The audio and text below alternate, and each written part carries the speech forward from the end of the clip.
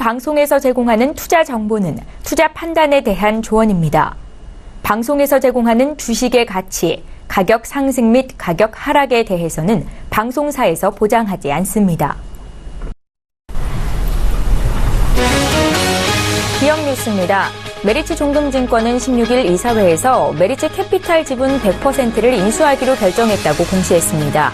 인수 총액은 3,826억 원이며 인수 뒤 메리츠 종금의 자기 자본은 1조 8천억 원에서 2조 2천억 원으로 불어나게 됩니다.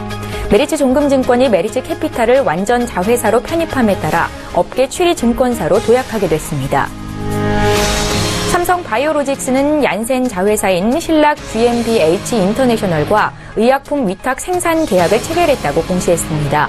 계약 금액은 3,066억 원이며 최근 매출액 대비 335.94% 규모입니다. 계약 기간은 경영상의 비밀 유지를 사유로 2019년 12월 31일 이후로 공개될 예정입니다. 3호는 경기도 시공사로부터 다산진건 A4블록 공공임대주택 건설 공사를 수주했다고 공시했습니다. 계약 금액은 1,080억 원 규모로 지난해 매출액 대비 12.10%에 해당됩니다. 신원종합개발은 최대 주주가 A1 2호 조합에서 주 이스트 로젠으로 변경됐다고 공시했습니다. A1 2호 조합이 신원종합개발의 주식을 장외 매도함에 따라 지분율이 감소하면서 2대 주주인 이스트 로젠이 최대 주주가 됐습니다.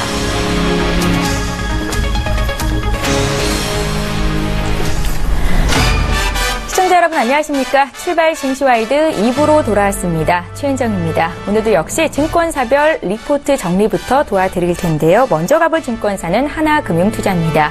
하나금융투자는 오늘 이런 리포트 분석을 내놨습니다. 국내외 주식시장은 재정 확대와 인프라 투자를 기반으로 하는 트럼프 공약을 되새기면서 글로벌 경기 회복이 강화될 것이라는 기대감을 품고 있습니다.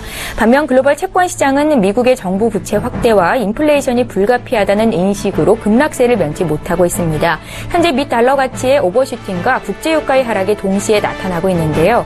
당분간 채권과 유가 그리고 리츠 등의 소외 현상, 변동성은 불가피하다는 입장입니다. 따라서 트럼프 정책의 직접적인 수혜를 받는 자산과 산업으로 국한해서 당분간 대응하는 것이 바람직해 보인다고 조언했습니다. 이어서 NH투자증권입니다. 외국인 매도세가 가속화되는 가운데 그동안 강세 흐름을 이어왔던 대형주가 약세로 반전한 반면 중소형주와 코스닥 시장의 경우 상대적인 강세를 보이고 있고 또 지난 8일 미국 대선에서 트럼프 후보가 당선되면서 업종별 차별화 또한 뚜렷하게 나타나고 있습니다. 최근 장세에서 IT와 소재, 산업재 간 차별화가 심화되고 있음을 알 수 있는데요. 최근 금속 가격의 강세는 트럼프 후보의 인프라 투자 확대 공약에 따른 것으로 보고 있고요.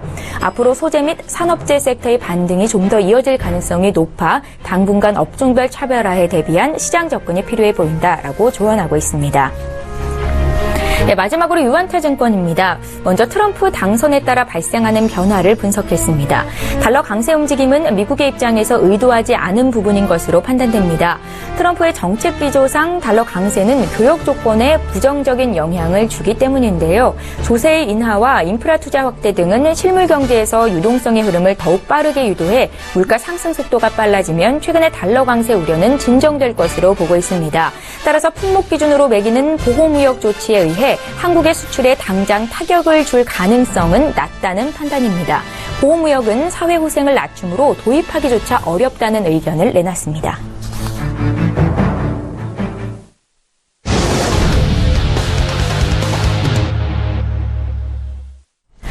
네, 황소개구리 점프업 시간입니다. 오늘도 역시 서울경제TV의 스타 멘토시죠. 샘플러스의 김영구 멘토를 화상으로 연결해보겠습니다.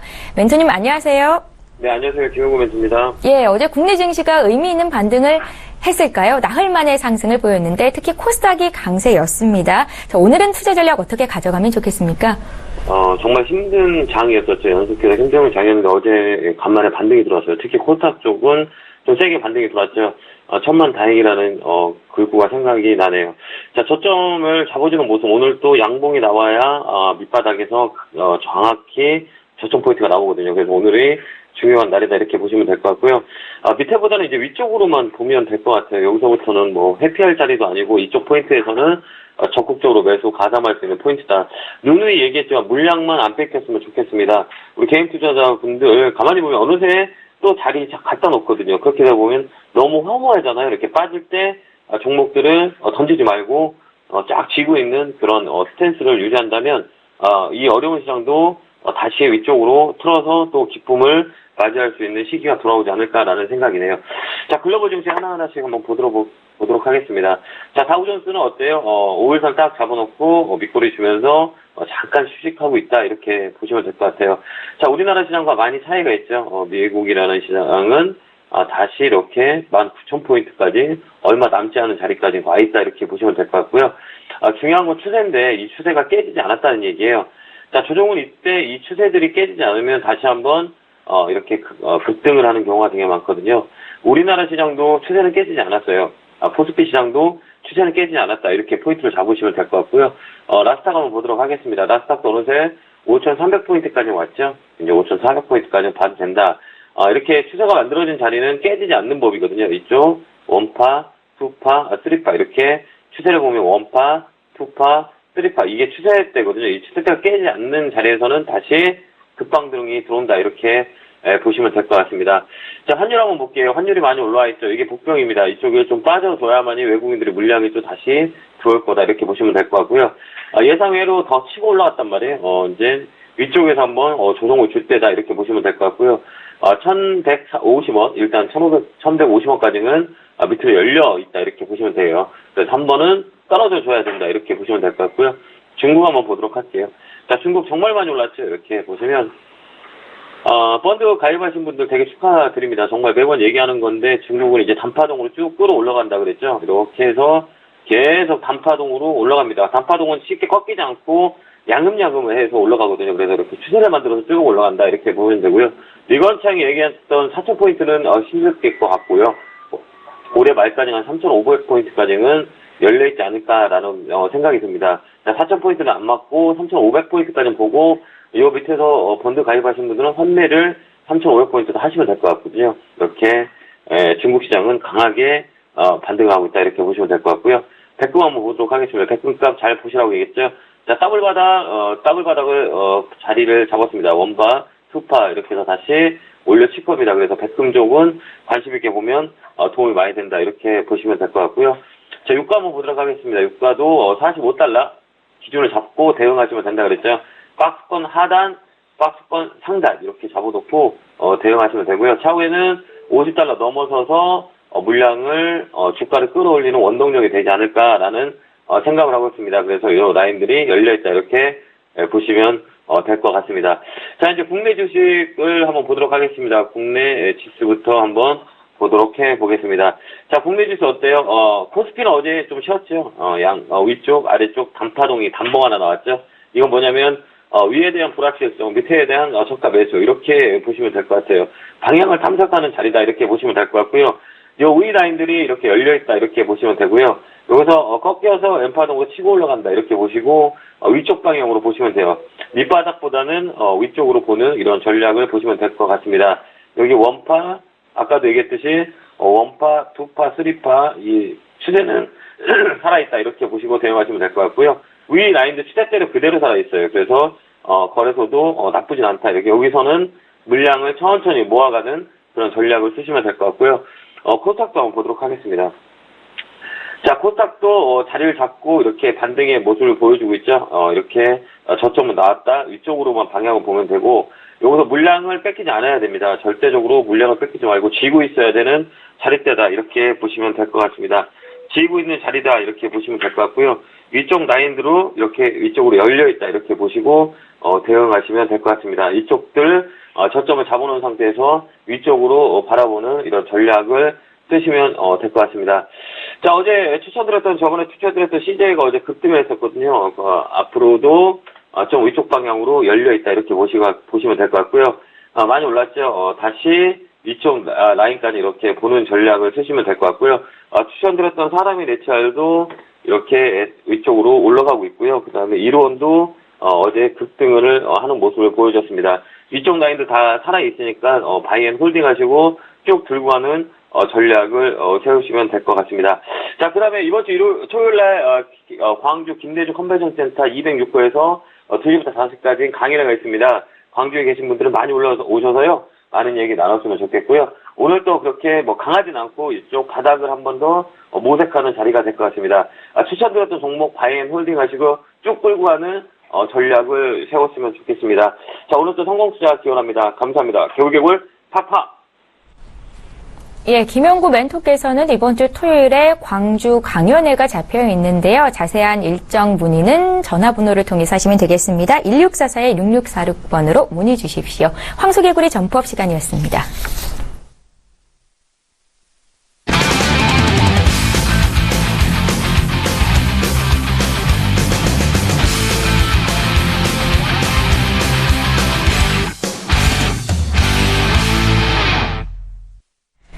예, 본 방송에서 제공하고 있는 투자 정보는 투자 판단에 대한 전문가들의 조언입니다. 해당 주식의 가치나 수익률을 보장하지는 않는다는 점 꼭 참고하시기 바랍니다.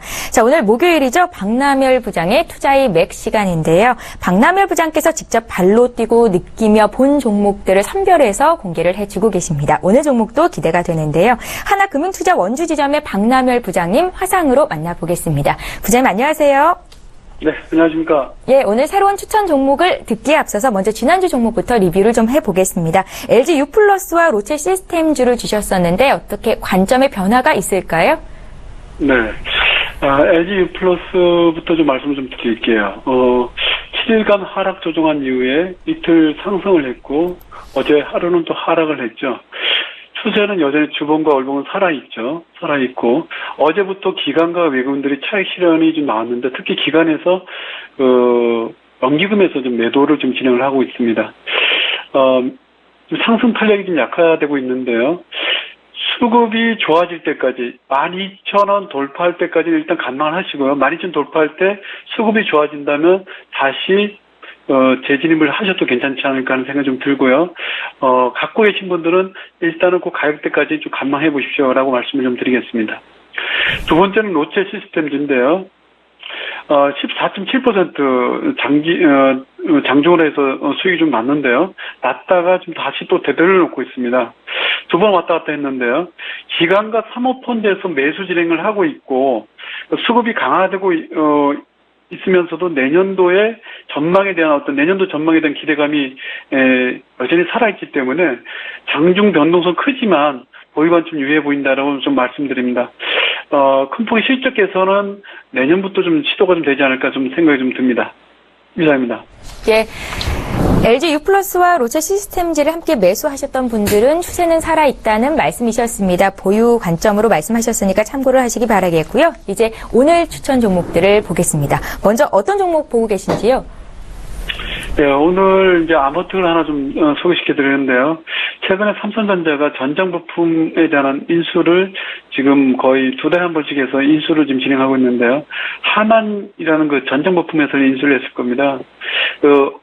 이틀 전에 그런 어떤 진행 사항에 의해서 주가 움직임이 나타났는데, 그런 기업 중에서 전장 부품이 좀 커질 수 있는 기업 중에서 하나 들고 나왔는데, 아머텍을 좀 소개시키는데요. 물론 3분기 실적은 좋지 않게 나왔어요. 3분기 실적이 보게 되면 3분기 매출액이 전년 동기 대비해서 35% 감소했고요. 영업이익 또한 11.9% 감소했습니다. 그렇지만 3분기 실적이 바닥이라는 인식이 강해지고 있기 때문에 특히 기관에서 좀 매수를 굉장히 강하게 들어가고 있다는 거 체크볼 필요가 있다고 말씀드리고요.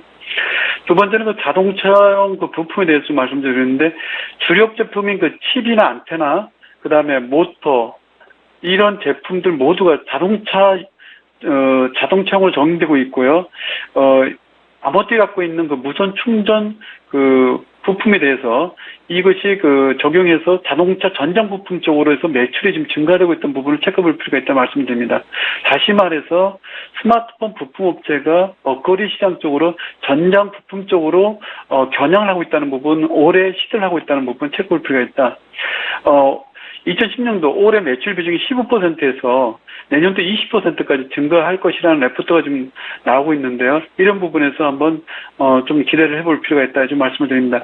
자동차 부품 쪽으로 만약에 부품이 더 커진다면 동사 갖고 있는 수익성은 상당히 좀 늘어나기 때문에 연간 수익성이 상당히 커질 것이라는 부분이 기대로 좀 살아있다는 부분 체크볼 필요가 있다고 말씀드립니다.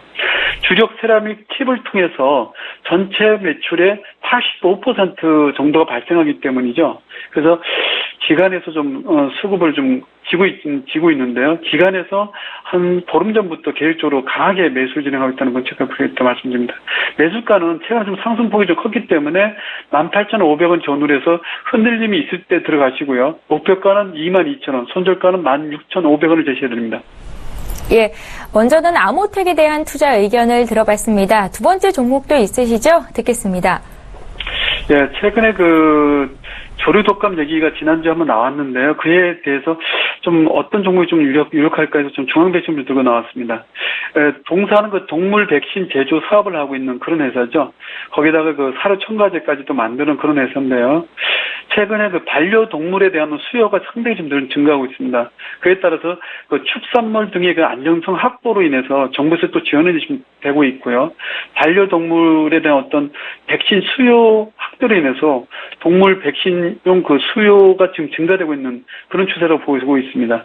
따라서 이에 따라서 매출은 당연히 증가되는 추세가 있고요. 두 번째는 백신 생산 지금 증설을 하고 있는데요. 111억 원 투입해가지고 충북 논산에 동산 산업단지 내에 생산 시설 좀 증설하고 있습니다. 이 생산 능력이 한 3배 정도로 저희가 기대하고 있는데요. 능력을 통해 가지고 생산시설 증설을 통해 가지고 조류 독감과 뉴캐슬병이라는 병명을 동시에 예방이 가능한 제품을 중동 시장에 4분기부터 본격적으로 공급할 예정이기 때문에 이 부분 한번 체크볼 필요가 있다. 중동 지역의 수요 규모를 파악을 해보면 중동 지역에만 41억 마리 정도의 양기가 있답니다. 이것을 추정하게 되면 시장 규모는 한 2,500억 정도를 추산하고 있는데요.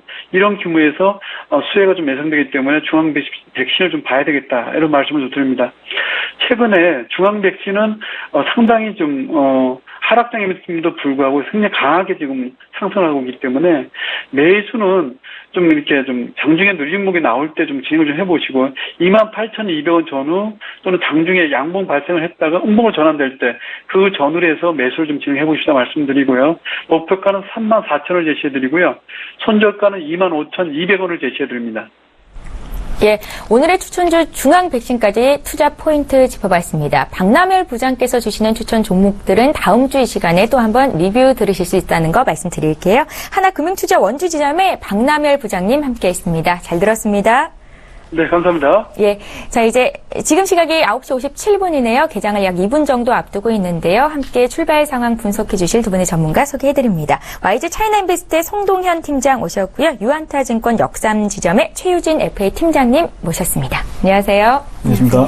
예, 반갑습니다. 개장 전 주목해야 될 포인트 한 말씀씩 여쭤봐야겠죠. 송 팀장님. 네. 지금 이제 코스피는 계속적인 강달러 현상으로 그리고 그래서 이제 한국을 포함한 신흥국 증시가 계속적으로 지금 조정 중에 있는 상태입니다. 그리고 이 현상을 뒷받침하는 것이 바로 외국인 이제 선물 매도가 있는데요.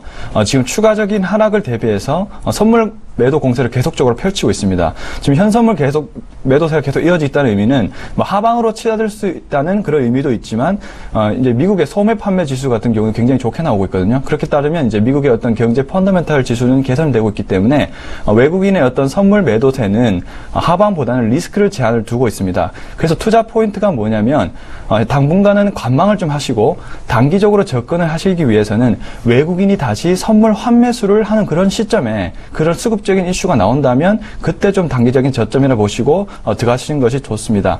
그래서 현재 상태에서 좀 단기적인 대응으로 한번 종목을 업종이나 이런 걸 보신다면 트럼프 수혜주 같은 기계, 금속, 금융업종, 그리고 중기적으로는 OLED, 그리고 장기적으로는 화장품, 제약, 바이오 업종 섹터로 일단은 장기, 중기, 장기로 구분하셔서 대응하시면 되겠습니다. 예, 외국인들의 선물 매수를 확인하기 전까지는 관망하는 게 좋겠다라는 의견이신데요. 최유진 팀장께서는 어떤 포인트를 짚어주시겠어요? 네. 사실 코스닥은 제가 지난번에도 계속 얘기해오고 있듯이 그 기관과 이제 외국인들의 순매수 상황이 굉장히 중요한 상황인데요. 어제 같은 경우에도 코스닥 지수가 나흘 만에 크게 반등을 했습니다. 이제 전날 미국 기술주 중심의 나스닥 지수가 이제 1% 이상 이제 넘게 반등을 하면서 국내 기술주들을 중심으로 이제 낙폭이 컸던 종목들이 이제 상승을 하면서 또 이제 외국인과 연극인이 이제 양쪽으로 매수를 하면서 많이 회복이 됐는데요. 실제로 이제 국민연금이 위탁운용사로 지정이 되면서 총 1조 원 규모에 달하는 자금 집행이 이루어지게 되면서 이제 전일 같은 경우는 코스피 시장에서 거의 2,400억 원, 그리고 이제 코스닥 시장에서 이제 212억 원 정도 순매수가 일어났고요. 이제 앞으로 연기금의 매수가 본격적으로 이뤄지고 있는 시점에서 이런 위탁운용사의 투자 전략에 대한 관심이 높아진 상황이고, 앞으로 저는 이런 기조가 좀 높아지지 않을까, 예, 그렇게 생각되고 있습니다.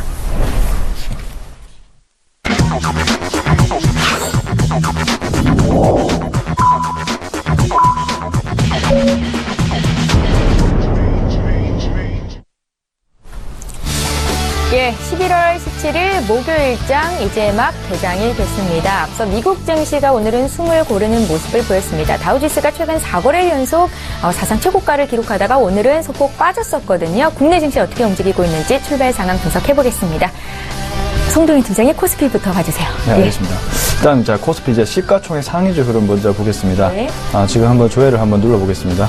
지금 이제 삼성전자 같은 경우는 155만 5천 원, 마이너스 0.19%를 현재 뭐 방향성의 측면에서는 아직까지 그렇게 큰 흐름이 나오지 않고 있고요. 지금 삼성전자 같은 경우는 잠깐 설명을 드리겠습니다. 지금 삼성전자 같은 경우는 이제 어제 하만 카본 인수에 의해서 오늘 역시 이제 유넷 캐나다를 인수했다는 그런 뉴스가 떴죠. 유넷 캐나다 같은 경우는 이제 문자 메시지를 개발하는 그런 회사입니다. 유넷 캐나다는 이제 차세대 문자 뭐 개발 그 기술 개발하는 회사라고 보시면 돼요. 보시면 되는데요. RCS라고 리얼타임 클라우드 컴퓨팅 시스템을 개발하는 회사입니다. 이거는 뭐냐면 삼성전자가 앞으로 신성장 산업 동력으로 이제 AI를 생각하고 있다는 그런 단계라고 보시면 되는데요. 일단은 삼성전자의 AI 기술 응용을 위해서 한해 캐나다 기술을 도입했다고 보시면 될 것 같습니다. 구글의 높은 성장력은 이제 막강한 현금을 이용하는 M&A를 통해서 계속적으로 성장을 하는 건데요. 삼성전자 역시 최근에 가파른 M&A를 진행함으로써 그런 구글과 비슷한 그런 횡보를 보여주고 있습니다.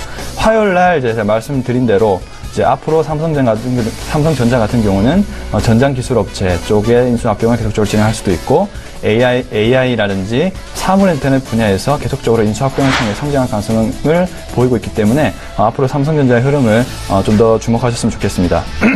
죄송합니다. 자, SK 하이닉스 같은 경우는 현재 4분기 역시 견조한 이익이 굉장히 기대되는 그런 종목입니다. 반도체 수요가 계속적으로 늘어나고 있는 상황인데요. 제가 방송에서 몇 번 말씀드렸다시피 2017년에는 이제 반도체나 OLED 쪽에서 빅사이클이 나올 수 있는 그런 구간이다. 그래서 반도체 업황과 OLED 업황 쪽은 계속적으로 중기적으로 조금 주목을 하셨으면 좋겠다라고 판단하시면 될 것 같고요. 현대차 같은 경우도 지금은 다시 한번 조회를 눌러보겠습니다. 지금 0.38% 정도 상승하고 있는데 역시나 뚜렷한 방향성 없이 현재 전개가 되고 있고요.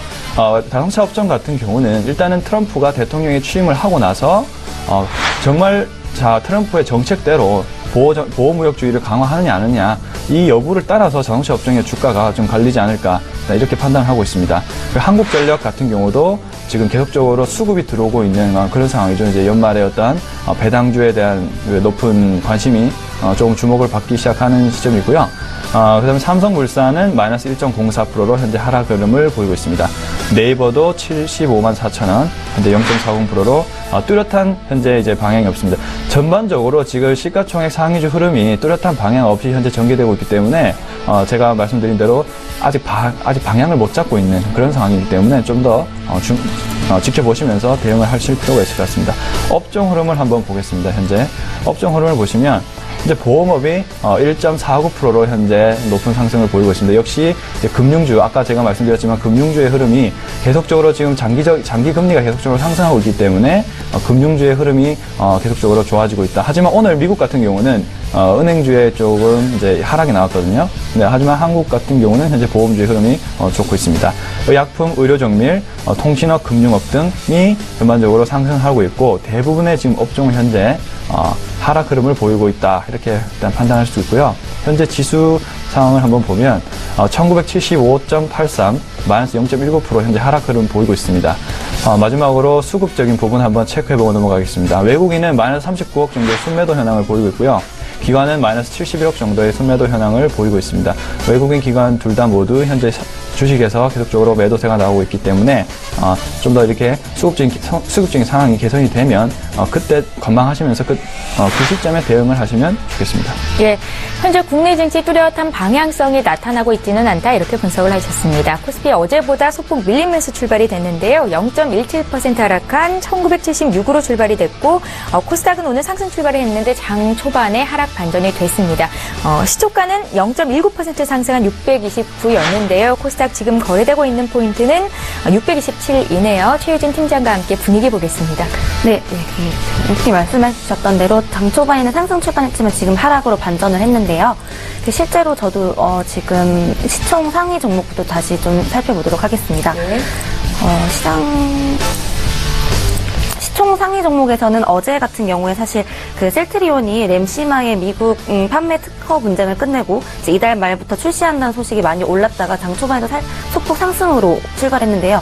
어제 좀 전체적으로 그 연기금 매수세가 세지면서 대부분 올랐던 거라 조금 오늘은 좀 주춤하는 약간 부합세로 가고 있는 상황인데요. 또 그리고 카카오도 마찬가지로 어제 6%대로 엄청난 상승을 보였는데 이것도 마찬가지로 이제 오토 생활 서비스 플랫폼에 대한 이제 기대감이 많이 올랐었는데 오늘은 살짝 어제보다는 많이 빠져 있는 상황이고요. CJENM 그리고 메디톡스 그리고 바이로메드, 뭐 파라다이스, 휴젤 등도 어제는 뭐 2%, 4%대로 올랐었는데 오늘은 뭐 전체적인 어제 상승폭이 과대했다고 보여져서 지금 조정에 잠깐 들어간 것 같습니다. 그리고 특히 제넥신 같은 경우에는 아침에는 좀 상승폭을 했었는데 다시 지금 하락 반전했는데요. 제넥신도 사실 지금 개발 중인 지속성 성장 호르몬 이제 미국에서 FDA의 희귀 의약품으로 지정됐다는 소식이 어제는 8.81% 정도 굉장한 상승폭을 보였었는데요. 이제 오늘은 전체적으로 어제 올랐던 그 주들이 좀 조정을 보는 국면인 것 같습니다. 그래서 지금 전체적인 업종별로 상황을 살펴보겠습니다. 오늘 아침에 잠시만요. 코스닥 관련해서 네. 지금 코스닥 관련해서는 섬유 의류 쪽이 좀 강세를 보이고 있습니다. 어제 같은 경우에는 사실 전반적인 업종에서 상승을 보였고 이제 카카오와 이제 셀트리온 관련해서 좀 제약이나 이런 인터넷 관련해서도 많이 올랐었는데요. 오늘은 좀 그런 업종에 대해서 약간 조정을 보이고 있는 국면인 것 같습니다. 실제로 네.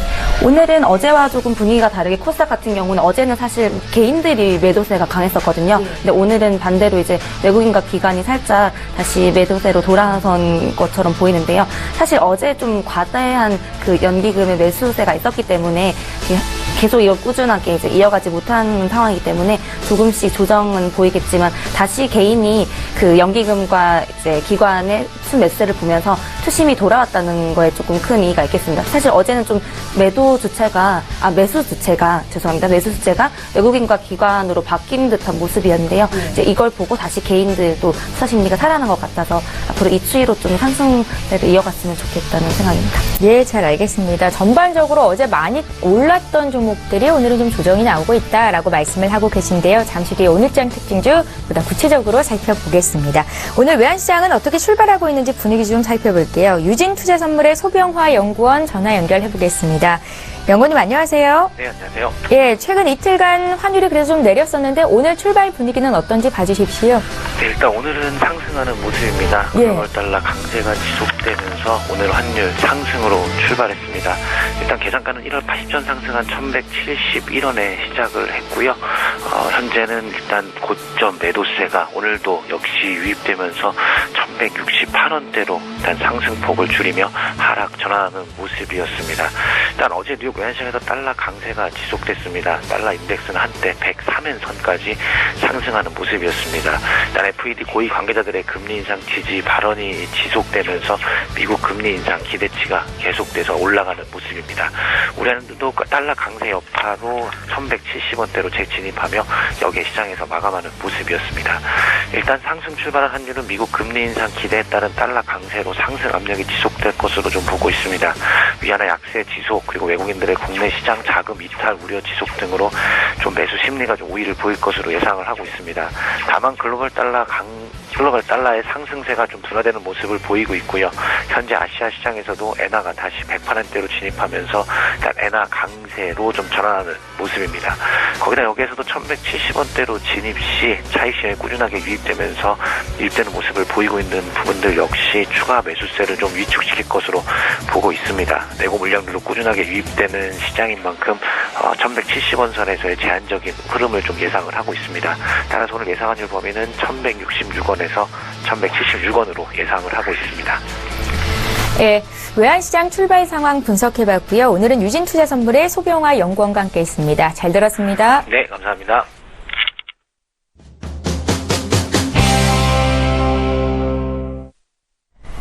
예, 오늘장 특징주를 분석해 보겠습니다. 시장 대비 많이 오르거나 내리고 있는 종목 중에서 사볼 만한 종목이 있는지 투자의 팁을 얻어가실 수 있는데요. 향후 전망이 긍정적이다, 예스, 아니다, 노 이렇게 팻말 들어주시면 되겠습니다. 먼저 볼 종목은 삼성바이오로직스입니다. 어제 장 마감 이후로 공시를 좀 냈었는데요. 첫 대형 의약품 위탁 생산 계약을 체결했다라는 소식입니다. 어제 수급 상황을 좀 살펴보니까 외국인 투자자들이 국내 코스피 시장에서 가장 많이 산 종목이 바로 삼성바이오로직스였거든요. 오늘도 벌써 2.6%나 오르는데 향후의 성장성에 대해서 두 분은 어떻게 판단하고 계신지 의견 듣겠습니다. 3, 2, 1. 예, 두 분 모두 긍정적이시네요. 송 팀장님. 네. 예. 삼성바이오로직스가 이제 얼마 전에 상장을 했는데 일단은 그 상장을 얼마 전에 하지 않았다는 자체가 굉장히 조금 리스크가 있긴 하지만 지금 삼성바이오로직스 같은 경우는 지금 기업 가치적으로 봤을 때 일단 퍼가 4배밖에 되지 않습니다. 현재 굉장히 바이오 종목 중에서도 가치가 굉장히 낮다고 일단 볼 수가 가치가 굉장히 높고 그만큼 이제 현금성 자산이 굉장히 많기 때문에 퍼가 굉장히 낮게 나오는 그런 상황이거든요. 그래서 지금 또 수급적인 상황으로 봤을 때도 일단 삼성바이오로직스 자체의 어떤 외국인의 수급이 굉장히 좋은 상황이기 때문에 일단 단기적으로 일단 모멘텀을 받을 수 있을 것 같습니다. 그리고 당분간은 트럼프가 취임하기 전까지는 어떤 종목에 대한 기대감이 뜰 수 있기 때문에 지금 이제 제약바이오 업종 자체가 이제 트럼프의 어떤 수혜주로 떠오르고 있죠. 그렇기 때문에 당분간은 단기적으로는 조금 삼성바이오로직스가 오를 수 있다. 하지만 공모주의 특징상 어느 정도 단기적으로 상승을 하다가 하락으로 전환될 수 있기 때문에 조금 단기적인 트레이닝 관점으로 접근하셨으면 좋겠고요. 물론 향후의 장기적인 전망은 일단 바이오 업종 자체를 제가 굉장히 좋게 보고 있기 때문에 우선은 단기적으로는 조금 더 상승이 나오고 그 다음에 어떤 기간 행보가 나올 수 있고 그 후에 다시 좀 더 상승의 흐름을 보일 수 있는 그런 흐름으로 전개되지 않을까 일단 이렇게 판단을 하고 있습니다. 예, 최우진 팀장께서도 삼성바이오로직스에 대한 기대감이 크신 상황인가요? 네, 저도 지난주에 사실 그 트럼프 대선 당선되고 나서 이제 삼성바이오로직스가 상장되는 날에 방송을 해서 그때도 전망을 좋게 본다고 말씀드렸었는데요. 예. 실적으로 이제 송정현 팀장님 말씀해 주신 것처럼 공모주 특징상 사실 작년 같은 경우에 이제 제약바이오 쪽에 뭐 IPO 시장 불패시나 이런 것들이 있어서 초반에 굉장히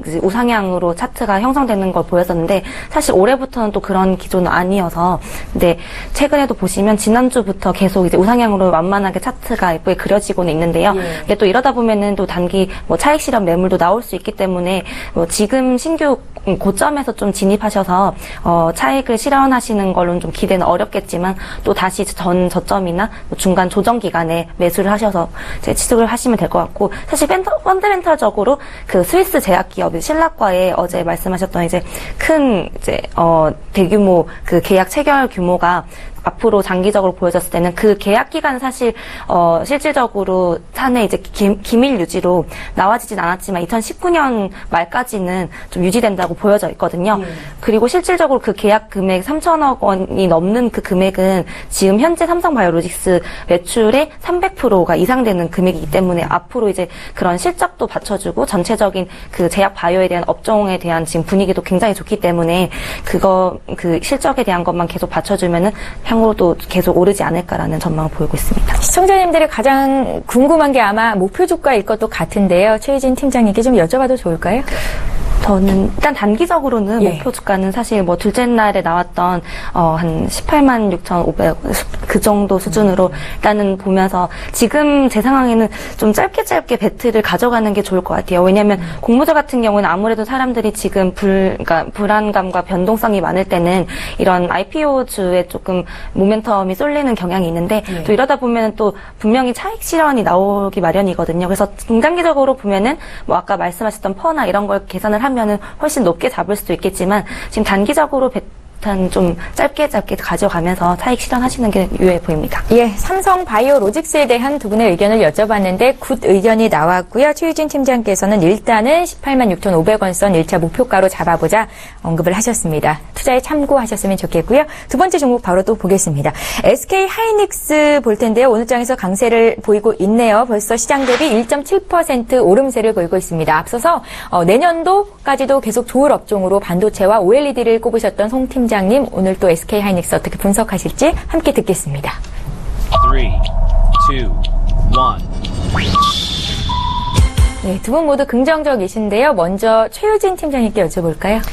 네. 예. 사실 SK 하이닉스 같은 경우에는 최근에 상당히 이제 보합을 보였지만 지금 반도체 관련된 업종이 좀 호황을 띠면서 지금 다시 전고점 이상으로 해서 상승 모멘텀이 보여지고 있는 상황입니다. 실제로 이제 내년도 IT 인프라 투자 확대로 견조한 실적이 또 예상되어 있고요. 실제로 저는 목표 주가는 한 57,000원 선으로 지금 보고 있습니다.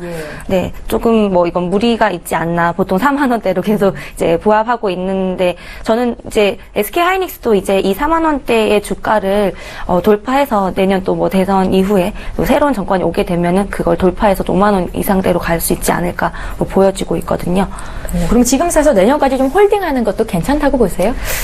사실 최근에 차트를 보면은 계속 이제 뭐 상승과 하락세를 반영하면서 이렇게 나왔는데 지금 이 상황 이후로는 좀 상승 패턴이 나오지 않을까로 보여지기 때문에 좀 중장기를 원하시는 분들도 지금 4만 원대 저점대에 좀 매수를 하셔서 뭐 홀딩하시는 전략도 괜찮으실 것 같습니다. 예, SK 하이닉스를 올해 초에 매수하셔서 들고 계시는 분이 있다면 참 수익이 굉장할 것도 같습니다. 향후에 대한 긍정적인 전망까지 더해지고 있는데요. 송동현 팀장께서도 역시 굿 의견 주셨죠? 네, 일단 하이닉스를 어떻게 접근하셔야 되냐면 제가 지난번에 계속적으로 말씀드린 적이 있습니다. 하이닉스는 현재 이제 제가 제시한 어떤 그 가격대로는 38,000원 부근에 이제 조정이 오면 그때 한번 매수를 해봐도 좋겠다라고 일단 말씀을 드려왔는데요. 실제로 이제 며칠인가요? 지금 보시면 11월 9일이죠. 11월 9일 부근에 한 38,200원 부근까지 내려오지 않았지만 비슷한 구간에서 일단은 저점을 찍고 반등하면서 다시 한번 추세적으로 상승하는 흐름을 보이고 있습니다. 이런 흐름으로 봤을 때 그리고 내년 4분기 전망이 아직까지도 반도체 수요가 급증하고 있다. 이런 면을 봤을 때는 내년도 상반기까지는 반도체 어떤 수요라든지 그런 주가 흐름이 견조할 가능성이 굉장히 높다라고 일단 판단하기 때문에 제가 봤을 때는 지금 시점에서 어느 정도 분할 매수 구간에 들어가도 좋다. 그리고 43,600원인 그런 정고점을 넘을 것 같은 그런 분위기가 지금 형성이 되고 있기 때문에 그 부분을 넘어선다면 내년도까지 계속적으로 조금 내년도 상반기 정도까지는 반도체 어떤 전반적인 산업의 모멘텀이 올 수 있다. 이렇게 일단 판단되어지고 있기 때문에 분할 매수로 접근하시면서 하이닉스의 어떤 접근을 해봐셔도 좋을 것 같습니다. 예, SK 하이닉스를 들고 계신 분들 또 분할 매수로 접근하실 분들 모두 오늘 유효한 투자 전략을 들으실 수 있으셨을 것 같습니다. 이지웰 페어 이제 볼게요. 이지웰 페어가 오늘 장에서 급등세를 보이고 있는데요. 중국 글로벌 전기차 업체인 중국 BYD사와 수입 유통 계약을 체결했다라는 소식이 호재로 작용하고 있는 것 같습니다. 두 분의 의견 여쭤볼까요? 3, 2, 1. 네, 이지웰 페어이고요. 두 분 모두 긍정적이십니다. 최 팀장님. 네. 예. 저는 사실 그 BYD와 이 펀더멘탈적인 좀 호재가 좀 좋게 보여지고 있는 상황인데요. 잠시만요. 차트적으로 보면 어제 좀 강한 실제로 매집이 이루어지다가 지금 어제 큰 상승을 보였고 지금 오늘도 크게 오르고 있는 상황인데요. 예. 잠시만요. 실제로 이제 지금 전기차에 대한 그 기대감은 전 세계적으로 굉장히 이제 다들 주목을 하고 있는 상황인데요. 우리나라 같은 경우도 전기차는 지금 제주도에 같이 차량을 공급한다는 걸로 지금 어제 BYD와의 소식이 뜬 걸로 알고 있거든요. 실제로 그 이지엘 페어 같은 경우는 그 BYD랑 이제 차량 유통업자로 지명되면서 그 향후에도 지금 이런 전기차 수입 유통 사업을 전개를 하게 되면은 그 계약 기간도 사실 앞으로 3년이거든요.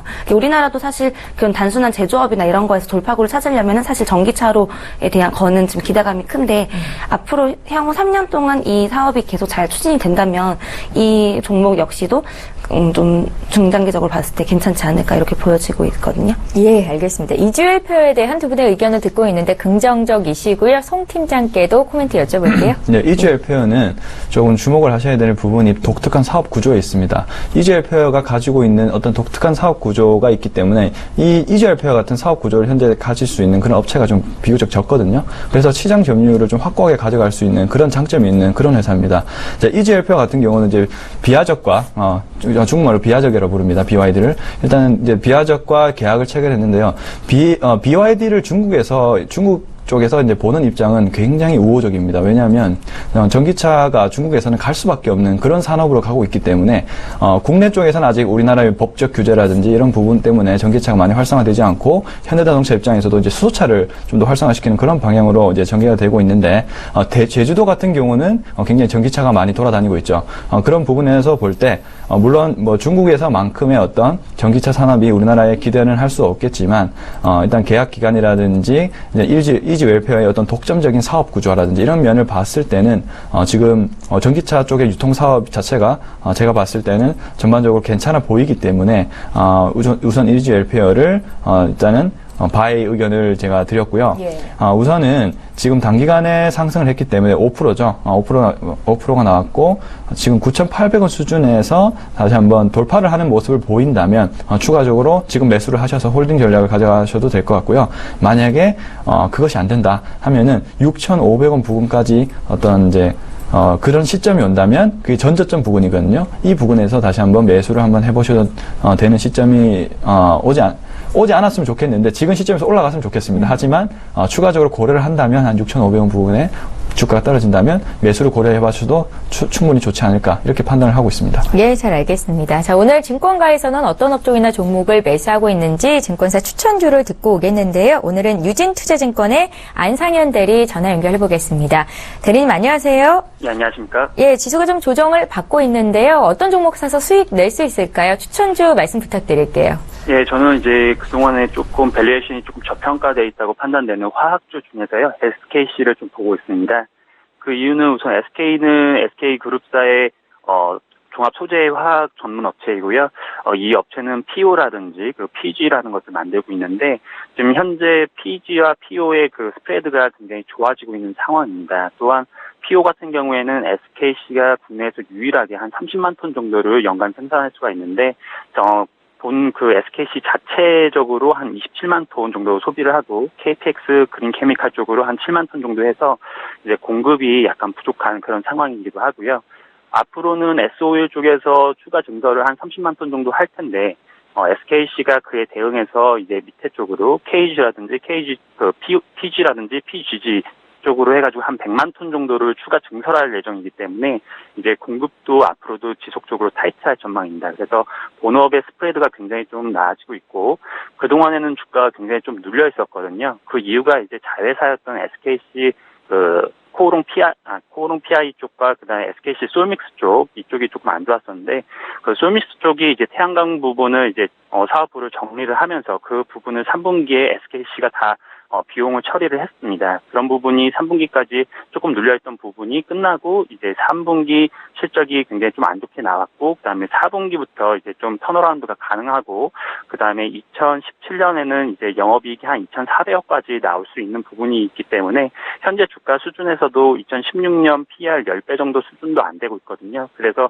지금 2016년도 하반기까지는 PER 10배 수준이 한 35,000원까지 볼 수 있을 것 같고요. 그 다음에 매수가는 최근에 좀 상승을 했었기 때문에 한 35,000원 정도, 그 정도 보시면 좋지 않을까 생각이 들고, 그 다음에 지지선은 손절 라인은 한 27,000원까지 보시면 좋을 것 같습니다. 손절가가 다소 낮습니다. 손절가가 예. 다소 낮은 점은 한 27,000원 부분이 그동안의 지지선이었기 때문에 예. 그 지지선을 돌파하게 된다면은 지금까지 나왔던 이슈가 아닌 다른 이슈로 빠질 가능성이 높습니다. 그래서 지금 제가 생각하기에는 27,000원까지 가지는 않을 것 같고요. 지금 정도 수준에서 충분히 상승할 가능성이 높다고 판단되는 이유는 자사주도 지금 총 그 시가총액의 5% 정도를 매수하기로 했기 때문에 지금 충분히 수급적으로도 양호한 상황입니다. 네, 최근 얼마 동안 주가가 굉장히 많이 올라갔는데 이 시점에서 많이 빠지지는 않을 것이다라는 분석이신 것 같습니다. SKC에 대한 기술적인 분석까지 들어봤고요. 유진투자증권의 안상현 대리의 의견이었습니다. 잘 들었습니다. 감사합니다. 예. 자, 오늘 장 특징주 계속 이어볼 텐데요. 이번에 볼 종목은 오리온입니다. 중국 시장 부진 우려에 오늘 하락세를 보이는데 52주 신저가를 찍고 있다고 하네요. 오리온에 대한 두 분의 의견 여쭤볼까요? 3, 2, 1. 네, 두 분 모두 부정적이시고요. 송동현 팀장님. 네, 일단 오리온을 한번 보겠습니다. 네. 오리온 같은 경우는 일단은 이제 신저가를 기록하고 있죠. 신저가를 기록하고 있다는 말은 일단 당분간은 접근하지 않는 게 일단은 좋다는 의견입니다. 그러면 근데 오리온이 이제 언제 반등을 할 것이냐, 이게 포인트겠는데요. 오리온이라는 기업 자체가 무너질 거라고는 일단은 판단이 되진 않습니다. 하지만 전반적으로 경제라는 것이 계속 좋아지기만 할 수도 없고 어느 정도 조정을 받고 또 가기 때문에 오리온 역시 그런 이제 흐름이 전개되지 않을까 이렇게 판단을 하고 있습니다. 그래서 지금은 접근하시기보다는 우선은 주가가 어느 정도 어떤 주요 지지선에서 반등을 확인하신 후에 지지를 한다면 거기서 이제 접근을 한번 해보시는 것이 좋겠는데요. 우선 오리온 같은 경우는 한 56만 원 부분까지 한번 떨어졌을 때 한번 거기서 반등이 나올 수 있느냐를 다시 한번 확인을 해보셔야 될 것 같습니다. 그래서 그리고 그 음식료주가 현재 일단은 내수주잖아요. 내수주가 일단 트럼프 효과로 때문에 수출주보다 내수주가 좋다라는 그런 움직임이 있기 때문에 그래서 그 중에서도 하지만 흐름이 갈릴 겁니다. 그래서 이제 오리온 같은 경우는 중장기적인 성장성 면에서도 조금 아직 의심을 해봐야 되는 단계인 것 같고 망하지는 않겠지만 중장기 성장성에 의미에서는 아직 확신할 수가 없다. 그렇기 때문에 하지만 망하지는 않을 것이기 때문에 어느 정도 조정폭이 더 나왔을 때 반등이 일어날 것이다. 이런 관점을 제가 가지고 있기 때문에 1차적으로 한 56만 원 선에서 한번 반등을 하고 있는지 그런 포인트로 한번 접근을 해보셨으면 좋겠습니다. 예, 오늘 장에 신저가를 찍고 있는 오리온에 대해서 두 분께 의견을 좀 여쭤봤는데 두 분 모두 부정적이십니다. 최근에 CJ제일제당이나 농심 같은 종목들은 또 강세를 보였었거든요. 오리온이 왜 이렇게 좀 다른 움직임을 보이고 있는 건지 최일진 팀장님께 여쭤볼까요? 네. 예. 오리온 같은 경우는 실제로 아까 앵커님 말씀해 주신 것처럼 다른 우리나라 국내 그랑 다르게 조금 52주 신저가가 나오고 있는데요. 저도 사실 이 기술적 분석 면에서는 송남현 팀장님과 같은 의견입니다. 실질적으로 이제 52주 신고가가 아닌 52주 신저가인 종목들은 그러니까 실질적인 그 지지선 이후에서 반등이 나오기 전까지는 접근을 하지 않는 것이 좋다는 게 저도 같은 의견이고요. 오리온 같은 경우는 실질적으로 지금 중국과 베트남 쪽에 이제 매출 같은 경우는 좀 좋아지고 있고 또 최근에 또 춘절 효과에 따른 가수요 발생으로 조금 약간 주춤한 경향이 있었는데요. 실제로 이 수익성은 굉장히 이제 개선은 되겠지만 지금 중국 쪽 관련해서 제과 수요가 위축되고 있고 또 이제 사드 관련해서도 약간 수입 과자 침투를 조금 확대하고 있는 상황이라서 그리고 또 이제 경쟁이 굉장히 심화되고 있는 상황이거든요. 하지만 저도 마찬가지로 오리온이라는 탄탄한 기업이 이제 좀 무너질 거라고는 생각을 하지 않고 있기 때문에 앞으로 이제 국내와 이제 중국 시장의 과도한 이제 광고비나 판촉비를 수반하지 않아서 좀 수익성이 더 개선되면은 실적 관련해서 조금 반등이 오면은 그때 한번 매수를 해보시는 것도 좋지 않을까라고 생각하지만 좀 전반적으로는 상황에서는 좀 좋지 않은 의견입니다. 예, 알겠습니다. 두 분 모두 52주 신저가를 찍고 있는 종목들 접근하는 데는 좀 무리가 있겠다라는 말씀이시니까요. 투자에 참고해 보시기 바랍니다. 오리온 봤고요. 이번에는 이재명 테마주로 분리되어 있는 프리엠스에 대해서 두 분의 의견을 좀 여쭤보고 싶은데요. 야권 대선 후보 중 한 명으로 꼽히고 있습니다. 이재명 성남시장 관련주 프리엠스 연일 급등세인데 두 분의 의견 여쭤봅니다. 3, 2, 1. 예, 긍정적이신 줄 알았네요. 송동현 팀장님 역시 부정적이시고요. 네. 예. 예, 프리엠스 같은 경우는 지금 이 종목이 뭐냐면 이제 건설용 중장비 업체고 그다음에 네. 자동 뭐 제어기기 제조업체 이런 건설 중장비 업체의 그런 이제 수혜주로 이제 뽑히고 있고 그리고 지금 테마로 묶여서 이제 이재명 시장의 어떤 테마주로 분류가 되고 있는데요. 우선은 일단 이제 뭐 정치 테마주 같은 경우는 사실 조금 이제 접근하시는 게 좀 굉장히 어렵습니다. 왜냐하면은 이재명 시장님 자체가 아직 당선이 될지 안 될지도 모르고 지지율 자체도 그렇게 높은 상황이 아니기 때문에 우선적으로 지금 전반적으로 시장이 안 좋은 상황에서 이런 테마주들이 극성을 부릴 수가 있거든요. 만약에 근데 그럼에도 불구하고 프리엠스 같은 경우에 접근을 하실 분들은 지금 이제 추세선을 그어본다면 상방의 흐름에 상방 추세선에 현재 접근하고 있는 그런 상황이기 때문에 굉장히 다음날 조정이 나올 수 있는 그런 조정 압력이 받을 수 있는 그런 흐름이 보이고 있는 종목이기 때문에 즉 하락을 할 수 있다는 거죠. 다음날. 그래서 만약에 프리엠스를 접근하실 분들은 5,000원 초반까지 떨어졌을 때 다시 한번 접근해 볼 수 있다. 그리고 지금 프리엠스 같은 경우는 지금 중장비 뭐 건설 업체의 어떤 엮이다 보니까 아무래도 트램프 수혜주로 분류가 되는 그런 테마도 있는 것 같습니다. 그렇기 때문에 이런 테마주들은 물론 추세선을 한번 그어보시고 하방에 닿을 때 접근하시는 것이 좋고 상방에 닿을 때는 조금 조심을 하셔야 된다.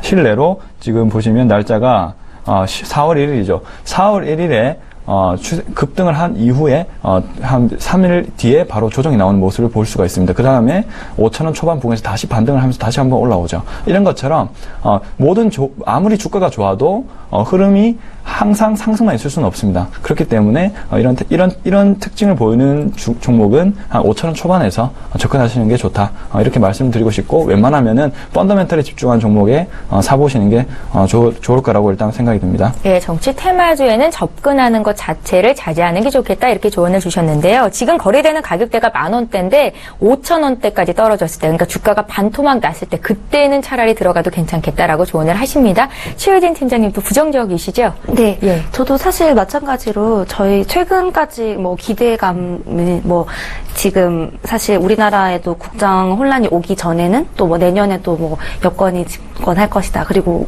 또 힐러리가 될 것이라고 했는데 또 바로 이제 트럼프가 됐던 것처럼 정치 테마주는 사실 그 기대감에 이렇게 움직일 수는 있지만 또 그 판이 뒤집혀지면 어떻게 걷잡을 수 없거든요. 사실 그 트럼프가 당선된 날도 그 당일날 힐러리 관련된 그 동국 SNC 같은 경우는 뭐 하한가를 찍기도 하고 굉장히 좀 위험성이 있기 때문에 사실 뭐 손호연 팀장님 말씀하셨던 것처럼 이것도 그 이사장님이 이 프리엠스의 이사장님이 그 이재명 시장과 같은 대학 동문이라는 거, 뭐 친인척도 아닌데 이 정도의 모멘텀으로 사실 이렇게 올라가고 있다는 거는 좀 굉장히 저도 앞으로 상승하기보다는 오히려 지금 만약에 개인분들이 관심을 가지시게 되면은 약간 물량바지로 이제 보여질 수 있기 때문에 좀 접근에 조심하시는 게 좋을 것 같습니다. 예, 잘 알겠습니다. 두 분의 의견 들어봤고요.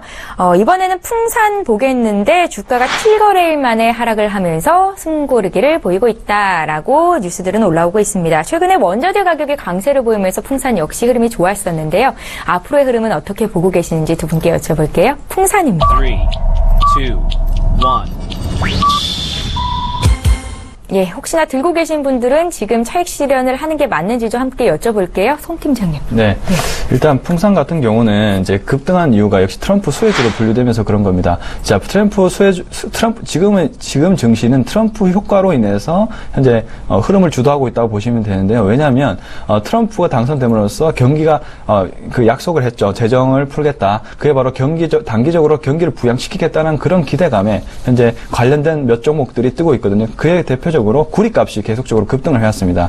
그래서 원자재 가격이 급등하면서 풍산 역시 그러한 흐름을 받쳐서 계속적으로 상승 흐름을 보이고 있는데요. 하지만 이러한 기조가 계속적으로 갈지 안 갈지는 트럼프가 당선이 되고 실제로 그의 정책이 진짜로 집행이 되는지를 보면서 판단하셔야 될 것 같습니다. 가장 높은 리스크는 뭐냐면 공화당과 트럼프의 정책 방향이 다르다는 겁니다. 트럼프는 재정 지출을 확대를 하려고 하지만 공화당은 예전부터 재정 건전성을 중시하는 그런 집단이었기 때문에 굉장히 마찰이 있을 거라고 일단 판단이 되고요. 1조 원의 재정을 풀겠다고 약속했지만 그보다 축소된 규모가 나올 수 있다.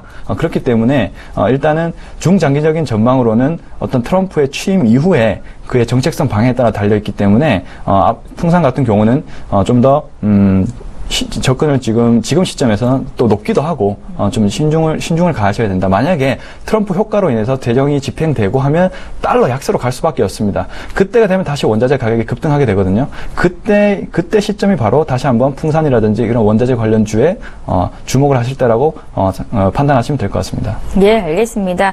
확인할 부분이 좀 있다라는 말씀이신 거죠? 풍산에 대한 두 분의 의견을 여쭙고 있는데 두 분 모두 부정적이십니다. 최 팀장님. 네. 저도 사실 중장기적으로 봤을 때는 배경으로 보면은 향후 이제 구리 가격이 상승할 여력도 있고 또 방산사업부 부문이 좀 이제 견고하게 이제 회사가 성장을 해준다면은 좀 좋게 보여지지만 지금 상황에서 풍산 같은 경우는 차익을 실현할 타이밍이지 지금 신규로 매수를 추천하는 타이밍은 아니라고 저도 보여지고 있거든요.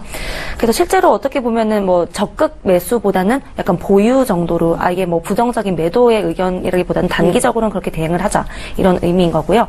그리고 구리 가격 안정화에 따른 그 실적 개선과 그리고 방산 부문의 견고한 실적 성장으로 뭐 밸류에이션이 만약에 재평가가 된다고 하면은 앞으로 조금 더 이 회사에 대해서 주목할 필요가 있기 때문에 단기적으로는 조금 관망 상태지만 나중에 다시 좀 주가가 조정이 되고 차익 실현이 매물되고 난 후에는 다시 지켜보는 것도 좋을 것 같습니다. 예, 잘 알겠습니다. 풍산까지 오늘장 특징주 진행하겠습니다. 자, 지금까지 YG 차이나인베스트의 송동현 팀장님, 유한타증권 역삼지점의 최유진 FA 팀장님 이렇게 두 분과 함께했습니다. 말씀 잘 들었습니다.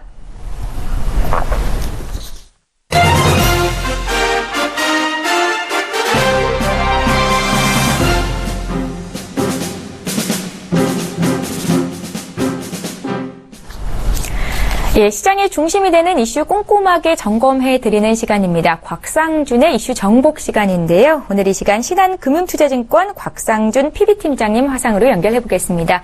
팀장님 안녕하세요. 네, 안녕하십니까. 곽상준입니다. 예, 달러화가 8거래일째 상승세를 이어가면서 13년 7개월 만에 최고치까지 치솟았다라는 소식입니다. 이런 가운데 도이체방크 보고서를 보니까 트럼프가 미국의 대통령으로 당선된 이후로 글로벌 머니마켓의 분열이 가속화할 것이다라는 얘기도 들리고 있는데요. 이게 어떤 내용인지 먼저 좀 여쭤볼까요? 네, 그 내용은 이거죠. 지금 그 트럼프의 정책에 따라서 미국에서 해외로 나간 기업들이 다시 미국으로 돌아오고 또 미국으로 그 수익 송금을 하는 그런 구조를 짜게 되면 달러화의 흐름이 자꾸 미국으로만 흘러들어가서 전 세계의 달러화가 부족이 될 것이고 그렇게 되면은 달러화 가치가 상승하는 달러 부족에 따른 유동성 위기가 올 가능성도 있다라는 이야기와 언급이 있었던 것입니다. 그런데 정말 이게 어떻게 될 것이냐, 지금 단기적으로 굉장히 불안한 상황 아니겠습니까? 일단 먼저 왜 이런 상황들이 왔는지 좀 봐야 되는데요. 지금 트럼프의 정책 중에서 가장 큰 거는 이미 잘 아시겠습니다만은 인프라 투자를 대대적으로 하겠다는 거예요. 클린턴 같은 경우는 2,500억 달러 얘기했는데 트럼프는 1조 달러를 얘기했습니다. 그러면 그 돈 어디서 나오죠? 그 국가의 신용으로 채권을 발행해서 돈을 빌려와야 되겠죠. 그러니까 채권 발행이 많아질 것이다라는 예상과 함께 미국의 국채와 금리들이 아주 굉장히 급등을 하고 있습니다. 지금 실제로 채권 시장은 패닉에 빠졌다라고 할 수 있을 정도로 아주 그 채권 가격 급등을 했는데요. 그러니까 금리가 올라가면은 보통 어떻게 됩니까? 우리가 이제 그 12월 달에 연준에서 미국의 기준금리를 올릴 것이다라고 예상하면서 달러 강세할 것이다라는 얘기 많이 하지 않습니까? 금리가 올라가면은 달러를 보유하고 있어도 이자 소득이 많아지기 때문에 그럼 달러를 찾는 사람이 많아질 것이고 금리가 올라감에 따라서 달러가 강세가 된다라는 논리입니다. 그런데 지금 단기적으로 1.8 하던 미국채 10년물 국채 금리가 2.2를 넘어버렸어요. 순식간에. 그러니까 금리 인상이 자꾸 달러와 가치 상승으로 연결이 되고 있는 것입니다. 그러다 보니까 달러 가치 금리 인상과 더불어서 달러 가치가 올라갈 것으로 예상하니까 달러를 구하고 싶은데 달러 구하는 것도 오히려 점점 어려워지죠. 달러가 가치가 계속 올라갈 거로 생각하니까 사람들이 쉽게 팔겠습니까? 그러다 보니까 달러 조달하는 조달 비용도 많아지고 그러다 보니까 앞서 모두에 말씀드렸던 대로 이런 문제가 발생을 하게 되는 것이죠. 그러나 말씀드렸다시피 이런 흐름들이 있습니다만 기본적 기조는 뭐냐? 트럼프의 기본적 기조는 뭐냐? 아메리칸 퍼스트 정책에서 첫 번째 기조는 미국의 제조업 부흥이에요. 미국의 제조업 부흥은 어떻게 됩니까? 미국의 제조업체들이 물건을 해외로 잘 팔아야 되겠죠. 자국에서도 팔아야 되겠지만 해외에 잘 팔아야 됩니다. 해외에 잘 팔으려면 어떻게 해야 돼요? 달러 가격이 높아서 물건값이 높으면 잘 안 팔립니다. 그러니까 달러 가치가 떨어져서 물건 가격이 싸져야 잘 팔리는 거거든요. 그렇다면 결국은 취임 때 근처를 가게 되면 이런 것들이 좀 더 반영이 되면서 달러 가치는 안정이 될 것이다. 그리고 오히려 달러는 약세 흐름으로 갈 것이다 라고 보여지는데 지금은 그 가독이다라고 보시면 되겠어요. 그리고 또 하나 트럼프의 정책이 계속 이런 그 흐름들을 만들어내니까 트럼프의 정책에 대한 정책 불확실성이 큽니다. 그러니까 투자자들이 좀 불안한 것이죠. 그런 흐름이 있는 건데 그러면 트럼프가 지금 얘기한 그대로가 모두가 다 반영이 될 것이냐 이에요. 근데 만만치는 않을 겁니다. 왜냐하면 지금 그 인수위원들 지금 선택하는 거 보면 20명도 안 되는 인수위원에서 가족이 무려 4명입니다. 이게 무슨 말이냐면 트럼프가 남을 안 믿어서 그럴 수도 있습니다만 인적 인프라가 그렇게 좋지 않다는 얘기예요. 가족을 끌어들인다라는 것은 사실 우리나라 같은데 인수위원회 가족이 들어간다는 게 있을 수 있습니까? 상상도 못하는 일이죠. 근데 어쨌든 뭐 문화도 좀 다르겠습니다만 그만큼 또 인적 인프라가 짧기 때문에 그렇습니다. 자 그러면 앞으로 곳곳에 사람들을 세워야 되는데 지금 벌써 이미 뉴스로는 인선 과정에서에 대한 불협화음들이 자꾸 언론을 통해서 나오고 있어요. 뭐 아니다라고 밝히고는 있습니다만 이거는 근데 지금은 막 시작인 겁니다. 앞으로 이런 일들이 계속 벌어질 텐데요. 왜 그러냐면 정권 교체에 따라서 바꿔야 되는 공직 숫자가 엄청나게 많아요. 4,000개가 넘습니다. 그리고 그중에 1,000개는 의회의 그 비준을 받아야 되는 자리예요. 그러니까 이게 어떻게 되는 겁니까? 지금 뭐 20명도 안 되는 인선위원도 제대로 못 뽑는 트럼프가 과연 다 할 수 있을까 하는 것이죠. 아시다시피 트럼프는 정통 공화당원은 아니기 때문에 그 정책에 있어서 오히려 민주당에 더 가깝습니다. 그리고 과거에 민주당 당원이었기도 했고요. 그런데 이제 그렇다면 자기가 원하는 데서 다 가려면 인적 인프라가 다 있어야 되는데 그 인적 인프라가 없잖아요. 그럼 결국 뭡니까? 자기가 지금 소속하고 있는 공화당의 도움을 받아야 돼요. 또 그리고 상원을 통과시켜야 되니까 또 당연히 또 도움을 받아야 됩니다. 그러면 결국 나중에 그 인적 인프라를 짜는 데 있어서 공화당의 지원을 받을 수밖에 없을 것이고 그럼 공화당이 공짜로 해줍니까? 아니겠죠. 공화당의 정책이 상당 부분 반영될 수밖에 없을 겁니다. 그러니까 지금까지 나타난 트럼프의 정책이 트럼프만의 정책으로 끝날 수 없는 이 구조적으로 그럴 수밖에 없다라는 겁니다. 물론 오바마도 오바마가 원했던 정책을 다 한 게 아니거든요. 그 대통령 그 임명되고 나서 좀 바뀌었습니다. 분명히 미국도 그렇게 될 수밖에 없다라는 점은 감안하신다면 지금은 이런 문제가 있습니다만 시간이 갈수록 이러한 문제들은 조금 감소할 수밖에 없을 것이다라고 보여지고요. 그리고 아까 말씀했듯이 달러 가격이 구하기가 힘들어지고 그다음에 뭐 달러가 자꾸 이런 식으로 미국으로만 향하게 되면 각 국가별로의 뭐 그 달러 수합도 깨지고 뭐 이런 이야기 나오는데 그것은 조금 너무 앞서간 이야기입니다. 너무 많이 바라본 예상이니까요. 어느 정도까지만 그 가능성을 인지하시고 실제로 그것이 그렇게 될 것이다라고까지 생각하실 필요는 없을 것으로 그렇게 생각되어집니다. 예, 트럼프는 자국의 무역 보호를 주창하고 있는데 무역 수지흑자 그러니까 수출 확대를 위해서는 달러 약세가 맞는 거고 달러 강세가 지속적으로 이어지지는 않을 것이다. 이렇게 말씀을 하시는 거죠? 네, 맞습니다. 예, 알겠습니다. 이제 국내 증시를 좀 볼게요. 어제 연기금이 오랜만에 지수 상승을 이끌었습니다. 연기금이 2천억 이상 순매수한 게 올해 처음 있었던 일이라고 하는데요. 향후에 코스닥 수급에도 좀 숨통이 트일 수 있는 건지 국내 증시 전망까지 함께 여쭤볼게요. 네, 지금 뭐 이제 연기금이 중소형주 사주겠다. 사실 연기금의 패시브 전략으로 해서 중소형주들이 올해 완전히 망했죠. 그래서 공모펀드, 사모펀드 할 거 없이 국내 주식에 투자했던 펀드들은 다 손실이에요, 지금. 그래서 굉장히 어려운 국면이고, 그래서 사람들이 더 주식시장을 떠나는 이유이기도 한데, 거기에 아주 결정적 영향을 게 연기금이다. 그래서 연기금, 주식 투자하는 사람 치고 지금 연기금에 유감 없는 사람 별로 없을 겁니다. 그래서 그런지 모르겠습니다만, 연기금이 중소형주 사겠다. 그리고 자금 1조 집행하겠다. 라는 얘기가 나왔고, 어제 드디어 굉장히 큰 돈을 순매수했습니다. 자, 그러면 이제부터 변화되는 거냐? 수급이 제로에 우선하는 건 분명히 맞는데요. 어제 그 연기금이 매수한 내용들을 좀 분해해 보면 알 것 같습니다. 거래소 기준으로 2,476억을 순매수했는데요. 그중에 소형주 얼마 샀느냐? 73억 샀습니다. 그러면은 중형주 얼마 샀느냐? 1,462억. 그럼 대형주 얼마 샀느냐? 834억 샀습니다. 자, 결국 연기금의 순매수는 대형주와 중형주에 포진될 수밖에 없을 거예요. 우리 개인들이 좋아하는 소형주들은 안 살 겁니다. 그러니까 거기에 대한 기대는 너무 많이 안 하시는 게 좋을 것 같고요. 업종별로 분석을 해볼까요? 분해를 해보면 어디에 많이 들어갔을까요? 전기전자에 494억, 화학에 504억, 운수장비에 208억, 금융업에 211억입니다.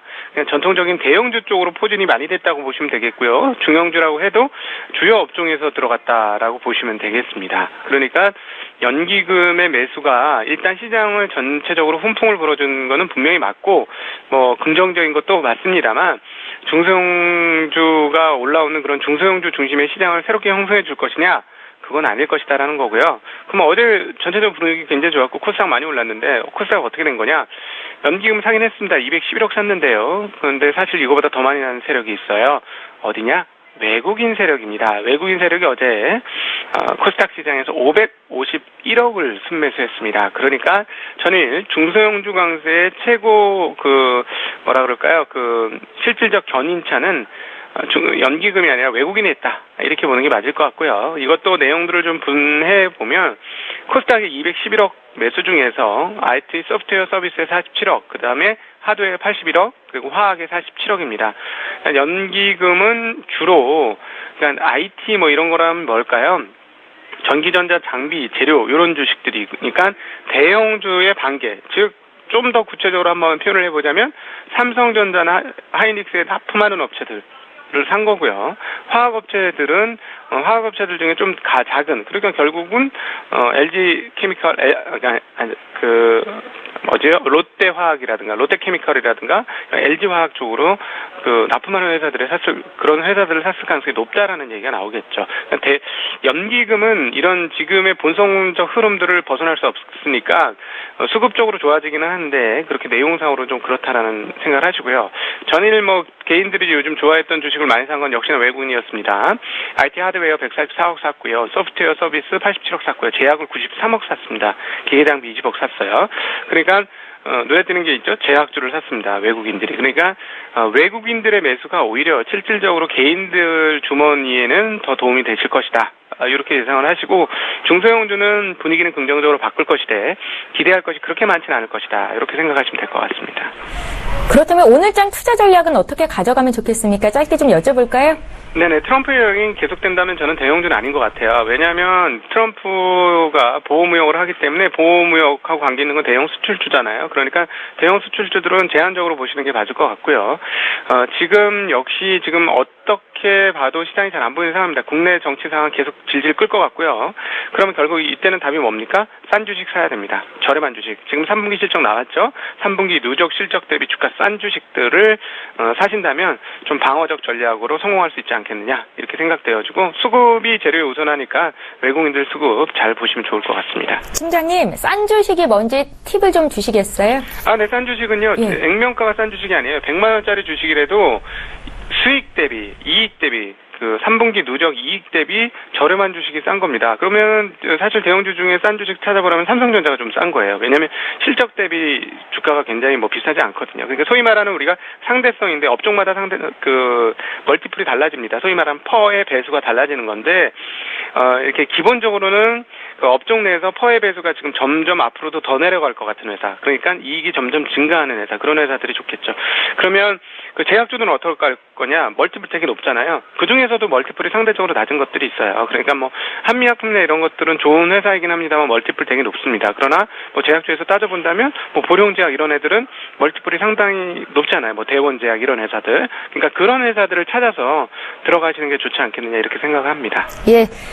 대형주 상승은 제한적일 것이고 싼 주식을 사서 홀딩하는 게 맞겠다라고 조언을 주셨는데요. 곽상준 PB팀장님은 다음 주 시간에 또 연결이 될 겁니다. 신한금융투자증권 곽상준 PB팀장님과 함께했습니다. 잘 들었습니다. 네, 고맙습니다. 예, 출발 증시와이드 2부 여기서 마치겠습니다. 오늘 코스피, 코스닥 모두 소폭의 약세를 보이고 있는데요. 코스피는 1978에서 코스닥은 626선에서 거래가 되고 있습니다. 끝까지 시장 상황 잘 살피시고요. 내일 출발 증시 와이드는 이전과 같이 오전 8시에 다시 오겠습니다. 고맙습니다.